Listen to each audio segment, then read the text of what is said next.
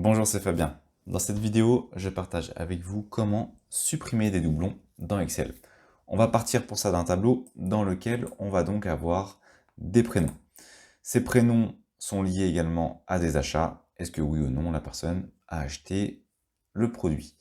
Ces prénoms, on peut voir qu'il y a différents prénoms et des prénoms qui sont en double. Donc première solution, on va sélectionner cette fameuse colonne ou la plage de données sur laquelle on souhaite supprimer les doublons. On va faire données et ici on a la possibilité de supprimer les doublons.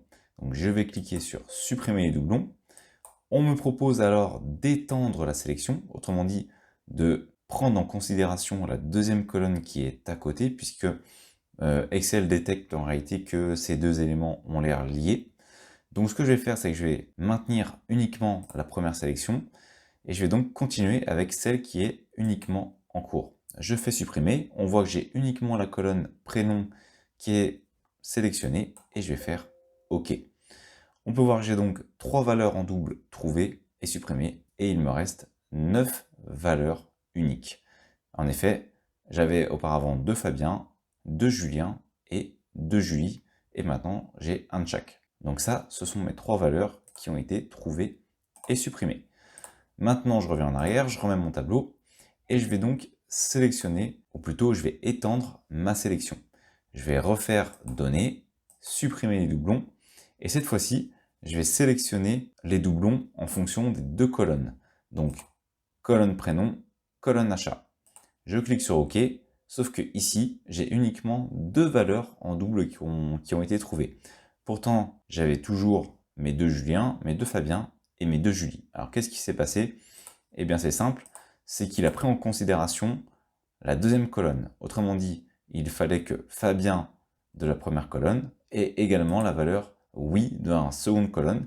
Si les deux avaient la valeur Fabien et oui, alors c'était un doublon. On peut le voir avec Julien. Julien, dans ce premier cas, on a dans la colonne A le prénom Julien, et dans la colonne B, on a la valeur oui. Alors que pour le second Julien, on a la valeur non, donc ce n'est pas un doublon. Si on prend en considération les deux éléments, eh bien dans un premier cas, la valeur étant oui, et dans un second cas, la valeur étant non, il ne considère pas ça comme un doublon. Donc lorsque l'on supprime des doublons, faites attention à savoir si vous souhaitez qu'il y ait un ensemble de doublons sur tous les éléments de la ligne, ou alors est-ce que vous souhaitez uniquement que ce soit par exemple une colonne comme je l'ai fait précédemment, vous l'appliquez uniquement sur la colonne, ou vous souhaitez supprimer les doublons. Il faut bien faire la distinction entre les deux.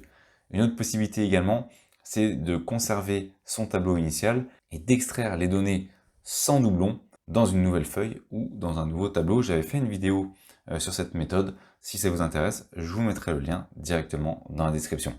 Voilà, donc c'est la fin de cette vidéo. J'espère qu'elle vous sera utile. Si c'est le cas, abonnez-vous à la chaîne. Et moi, je vous dis à bientôt pour une nouvelle vidéo.